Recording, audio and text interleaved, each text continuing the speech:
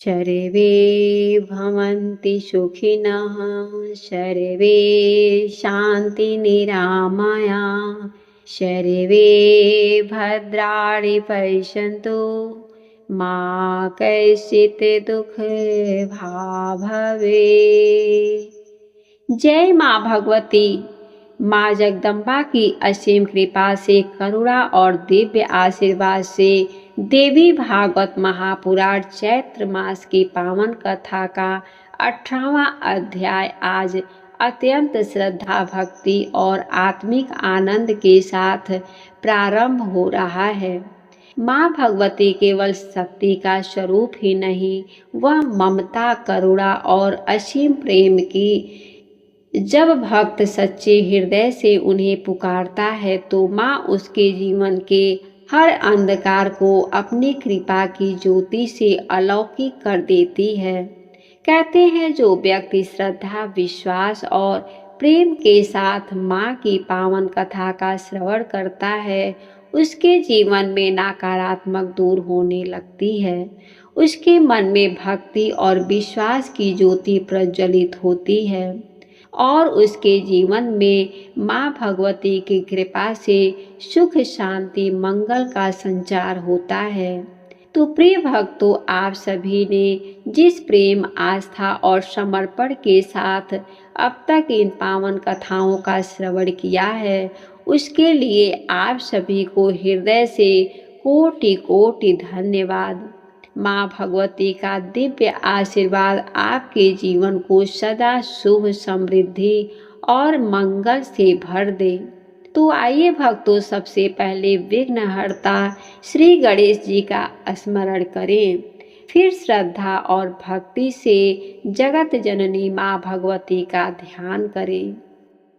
शांति, निर्मल हृदय और पूर्ण श्रद्धा के साथ हम सुनते हैं चैत्र मास पावन की कथा। व्यास जी की तपस्या और वर प्राप्ति। ऋषिगण बोले, हे सुत जी, आपने हमें पहले ही बतला दिया है कि असीम तेज वाले व्यास जी ने कल्याणकारी समस्त पुराणों की रचना करके उन्हें सुखदेव जी को पढ़ाया। व्यास जी ने घोर तप करके सुखदेव जी को किस प्रकार पुत्र रूप में प्राप्त किया। व्यास जी के मुख से आपने जो कुछ सुना है वह सब हमसे विस्तार पूर्वक बताइए।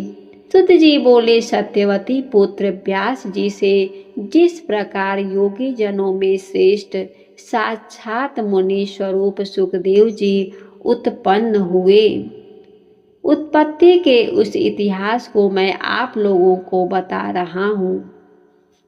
सत्यवती के पुत्र महर्षि व्यास पुत्र प्राप्ति के लिए दृढ़ संकल्प कर अत्यंत मनोहर सुमेरु पर्वत के शिखर पर कठोर तपस्या करने लगे। नारद जी से सुने गए एकाक्षर वाग बीज मंत्र का जप करते हुए तपोनिधि व्यास जी पुत्र प्राप्ति की कामना से परात्परा महामाया में अपना ध्यान केंद्रित किए हुए मन ही मन सोच रहे थे कि अग्नि, भूमि, वायु एवं आकाश, इनकी शक्ति से संपन्न पुत्र की मुझे प्राप्ति हो। इस प्रकार प्रभुता संपन्न वे व्यास जी निराहार करते हुए 100 वर्षों तक शंकर एवं सदाशिवा भगवती की आराधना में तल्लीन रहे।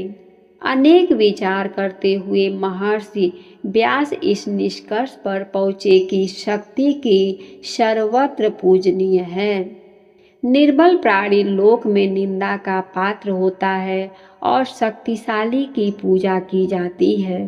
जहाँ पर्वत शिखर पर कर्णिकार पुष्प के अद्भुत वन में देवता एवं महातपस्वी मुनि वृंद विहार करते हैं, जहाँ सूर्य, वसु, रुद्र, पवन, अश्विनी कुमार एवं ब्रह्मवेत्ताओं में श्रेष्ठ अन्य मुनिजन निवास करते हैं, मधुर संगीत की ध्वनि से मुखरित उसी सुमेरु पर्वत की चोटी पर सत्यवती नंदन धर्मात्मा व्यास जी ने तपस्या की। उनके इस तप चरण के प्रभाव से समग्र चराचर जगत व्याप्त और महामेधा संपन्न पराशर पुत्र व्यास जी की जटा अग्निवर्ण हो गई। तदंतर व्यास जी का यह तेज देखकर इंद्र भयभीत हो गए। तब इंद्र को भयाक्रांत तथा व्याकुल देखकर भगवान शंकर जी उनसे कहने लगे। शंकर जी बोले, हे सुरेश्वर, आपको क्या दुख है? हे इंद्र, आज आप इस तरह भयग्रस्त क्यों हैं? तपस्वियों से कभी भी ईर्ष्या नहीं करनी चाहिए, क्योंकि मुनिगण मुझे शक्ति संपन्न जानकर ही तपस्या करते हैं। ये तपस्वी मुनि लोग कभी भी किसी का अपकार नहीं चाहते हैं। शंकर जी के ऐसा कहने पर इंद्र उनसे बोले, व्यास जी ऐसा तप किस लिए कर रहे हैं? उनकी क्या मनोकामना है? शिव जी बोले, व्यास जी पुत्र प्राप्ति की कामना से यह कठोर तपस्या कर रहे हैं। इन्हें तपस्या करते हुए पूरे 100 वर्ष हो चुके हैं, अतः मैं इन्हें कल्याणकारी पुत्र प्रदान करूंगा।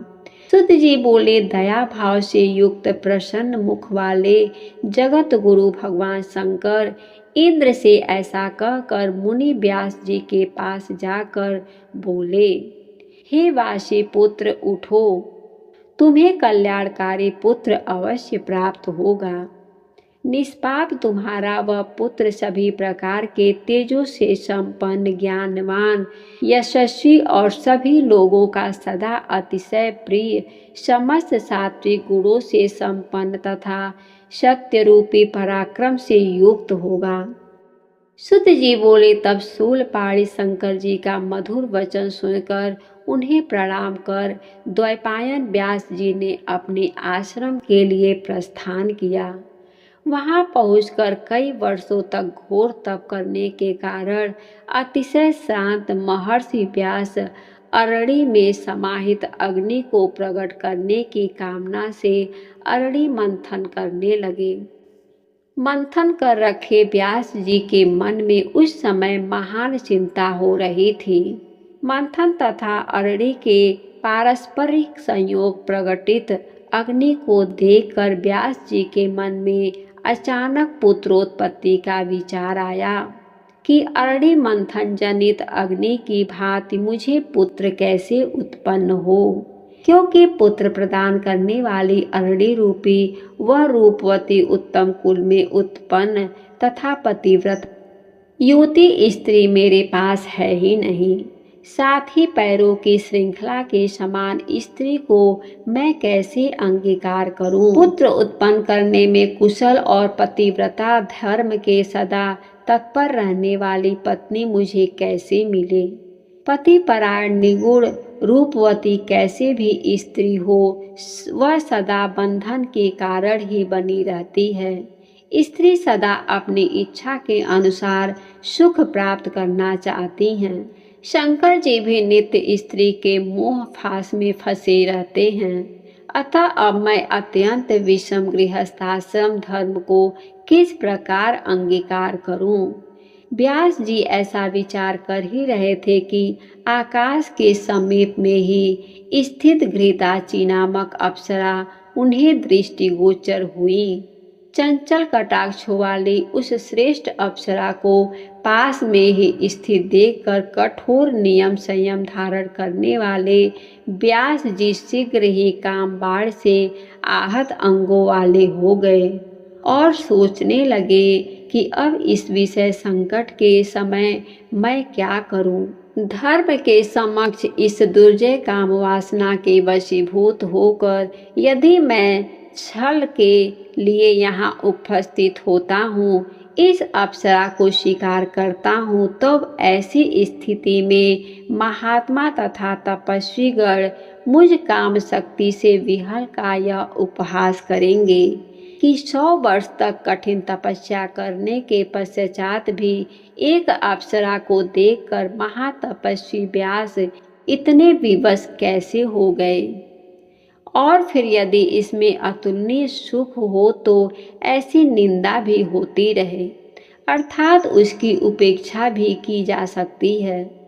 गृहस्थ आश्रम पुत्र प्राप्ति की कामना पूर्ण करने वाला, स्वर्ग की प्राप्ति कराने वाला तथा ज्ञानियों को मोक्ष देने वाला कहा गया है, किंतु वैसा सुख इस देव कन्या से नहीं प्राप्त होगा।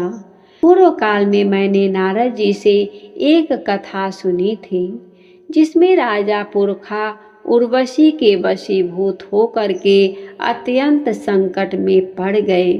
आज का अध्याय समाप्त हुआ। उम्मीद है कि आज की कथा आपको पसंद आई होगी। वीडियो अगर अच्छी लगी हो तो वीडियो को लाइक करके, अगर अभी तक आपने हमारे चैनल को सब्सक्राइब नहीं किया है तो हमारे चैनल को सब्सक्राइब करें। हमारे वीडियो को देखने के लिए आप सभी को बहुत बहुत धन्यवाद। जय श्री कृष्णा। राधे राधे।